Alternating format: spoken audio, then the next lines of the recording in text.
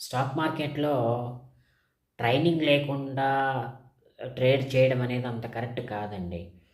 ఎవరైనా మనకు తెలిసిన ట్రైనింగ్ ఇన్‌స్టిట్యూట్‌లో ట్రైనింగ్ తీసుకున్న తర్వాతే స్టాక్ మార్కెట్‌లో ట్రేడింగ్ చేయాలి. అంటే ట్రేడ్ చేయాలి.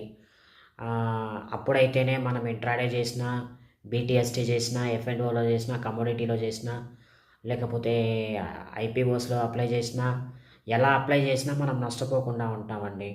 అలా నష్టపోకుండా ఉండాలనే ఉద్దేశంతోనే మా సబ్స్క్రైబర్లందరి కోసం నేనొక పెయిడ్ కోర్స్ అనేది నేను స్టార్ట్ చేయబోతున్నానండి. దాని ఫుల్ డీటెయిల్స్ అన్నీ కూడా ఇప్పుడే అప్లోడ్ అయిన ఒక వీడియోలో ఉంటాయి.